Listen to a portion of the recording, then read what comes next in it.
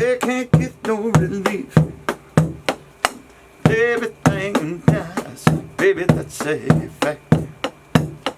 Now everybody thinks that someday it comes back. Everything dies, baby, now that's a fact. Baby, everything it dies, someday it comes back. I got started just like everybody else did in about 1964. Suddenly there were bands popping up in everybody's garage. It was the Beatles. They went boom, and everybody, all of us kids, we didn't have video games, we didn't have phones. What we did was we just played together a lot.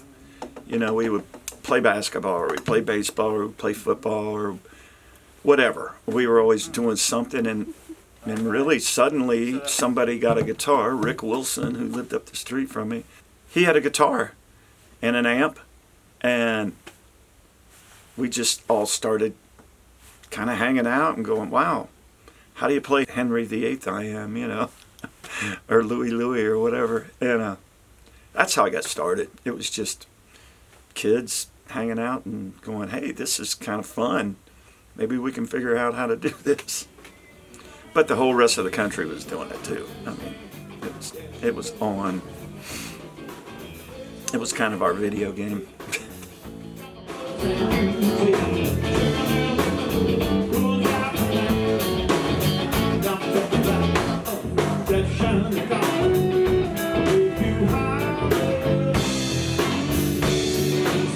Well, I was pretty natural at it. First of all, I figured out how to play drums enough to where people wanted me to play drums with them, you know. So, you know, at a real young age, I started working. I had gigs, you know. It's like, hey, we can play this hayride, and they're going to pay us $15 a piece. And up until that point, the only way I ever made any money was like baling hay or cleaning out somebody's barn, or, you know, and when minimum wage then was $1 an hour, and I went and played some music and got $15, and it was like, that was really fun, and they gave me money, so it kind of hooked me. It kind of hooked me right there.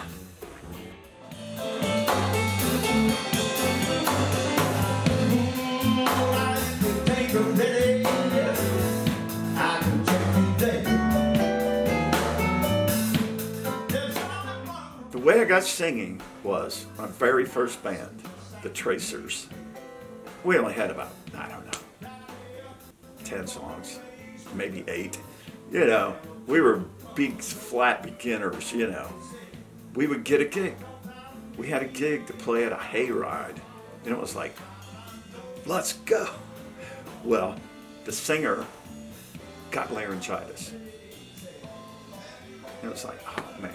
So anyway, we kept practicing. We get another gig at the skating rink, and we're like, yeah, let's go. Singer gets laryngitis again. Anyway, what it came down to was he chickened out. You know, he was too nervous to do it. And anyway, I just said, I'll sing. And I just sang. Yeah, and I just played and had a microphone and did the best I could, you know, because I wanted to play, you know what I mean? So that's what got me going.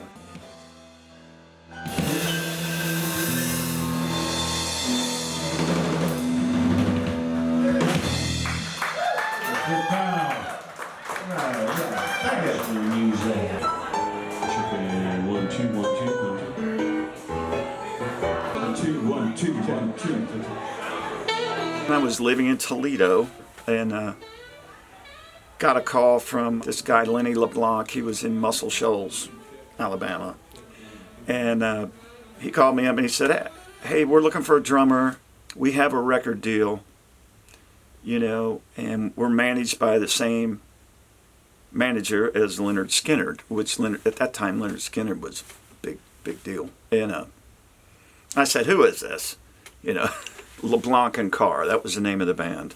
It was Lenny LeBlanc and Pete Carr. I went down and auditioned, and I got the job. And actually, I was an add-on drummer. There was already a drummer. That band had two drummers to start with. It was weird. I'd never played with another drummer. I always was a singer. I was at least a background singer, you know. Got plopped down in the middle of Alabama, like, okay, here we go. What was interesting about that whole situation was I had come from a band. I was playing with Scott Henderson, and we had this, it was a wacky band. I mean, we were out there, and we rehearsed every night. We had a hard time working because we were not mainstream, you know. And then I got this gig with LeBlanc and Carr, who already had a record deal, you know, and we really only had an hour show up, you know.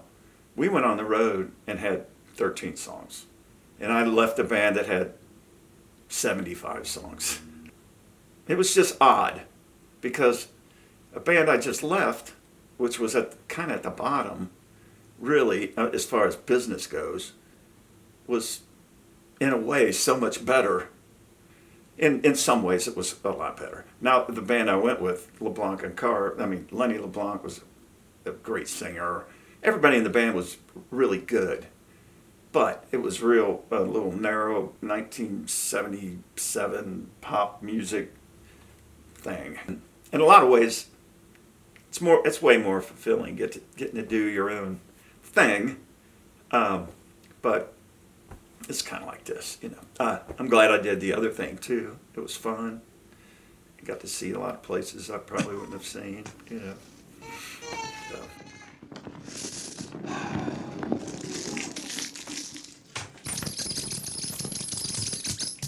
Spanning the globe, give you the constant variety of habit. I think the first songs that were ever played, I was early 20s, really. I'd been in a bunch of bands, and there was some original music going on, but a lot of the early stuff was just trying to play and not have to get a job. So we were playing covers, and we were playing whatever, you know. But then it started churning around. My good friend Fred Thomas, he was in some of the very earliest bands I was ever in. And he was really creative, and we became a writing team later on, but he was kind of the guy that would bring in a song, and it was like, wow, that's really pretty good, Fred. Let's just do it, you know. So he was kind of the first guy, but by the time I was playing with Scott Henderson, and we had a band, Perihelion was the name of one of my first songs that ever got played, and it was in that band.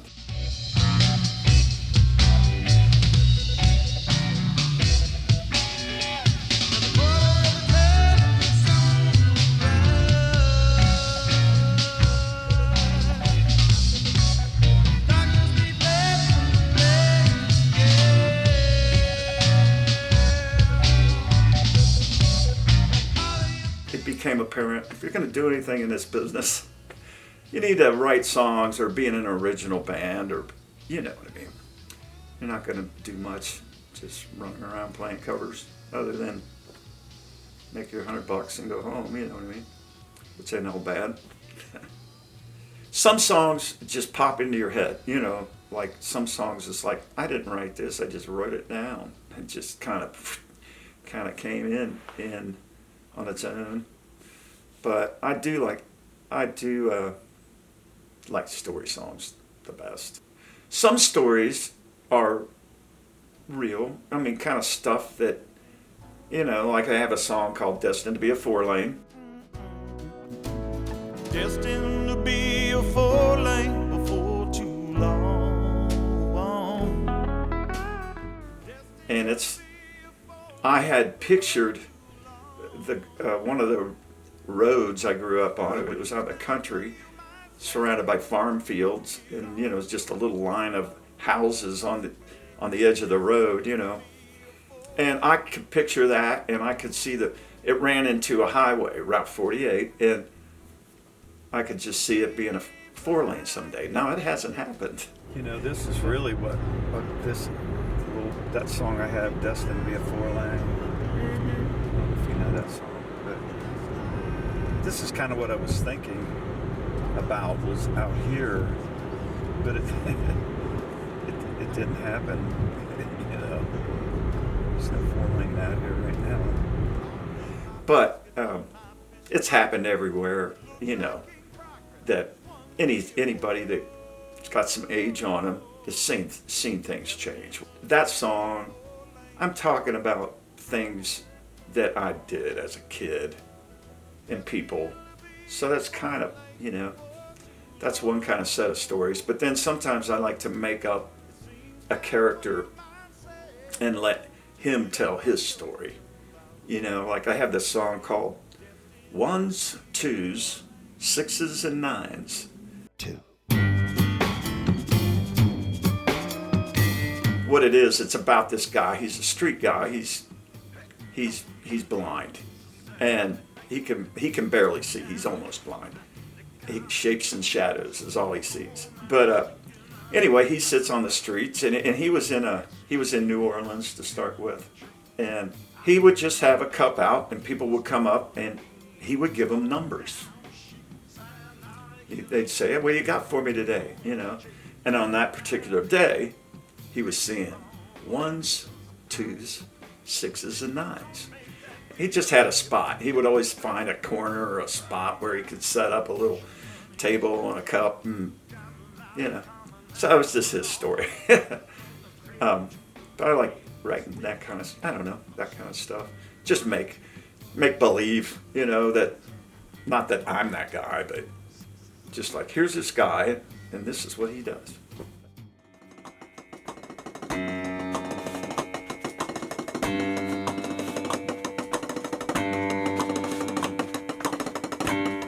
Oh, you always feel pressure, you know, as far as you got music, and then you got the music business, you know, and it's at all levels, you know, from just running around playing bar gigs or whatever to trying to make it big, you know. You have pressure because music is such a relative or subjective thing. I don't know. Everybody, you know, they have their favorites, and you feel the pressure to just execute well, you know, play well, sing well, you know, don't mess up, you know.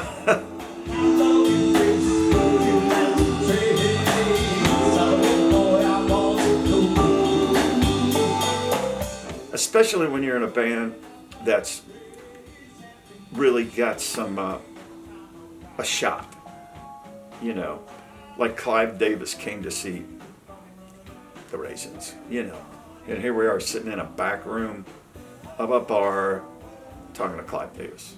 Do you want him to go, yes, you're the next whatever? But he didn't, you know, and what he said to us was, you guys need to be more focused. You know, we had a multiple singing band. We have 4 singers, and we would all sing lead. And he was like, you need a lead singer, make it. Anyway, so you feel that kind of pressure, like what somebody else wants you to be, and you know, and you know, you try to remain as natural as possible, but I mean, it's human nature. If you're like trying to do this for a living, and you know, you want to go as far as you can go, to start bending, you know, go, well, how's this, or how, you know what I mean? And in the end, I think that's probably a mistake. Oh, we forgot to mention, I'm going to throw something in our tip bucket.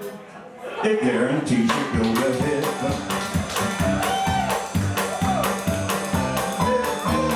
It's always been my lifestyle. I've always been in a band, or I've always, you know, I've done a lot of other things as far as, you know, how to, you know, making some money doing this and making some money doing that. That had nothing to do with music. It always allowed me to still play music kind of on my terms, you know. I am so appreciative of your mother for really, she's backed me the whole way. This, you know, with this obsession of mine. Be a good human. Be a good human? That's the message. Be a good human. 1, 2, 3, 4.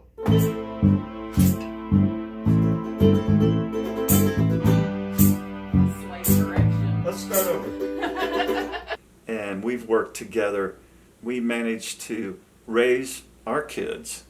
You know, there was always somebody home, and you know, we had a house business, we had some rentals, and it just kept us upright. So I just had this floating schedule that allowed me to just keep doing it, you know. I'm thankful for that too, really. Because a lot of people finally go, I can't do this anymore, I got a job, I don't have time. I was just bullheaded and said, man, I'm gonna keep doing it. Hey, baby pound!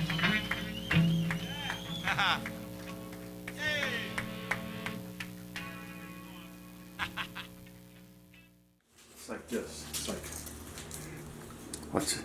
Oh, you got it? I mean, you can.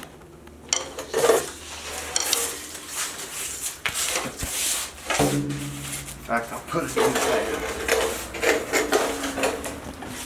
I don't know if I'm going to keep it like that.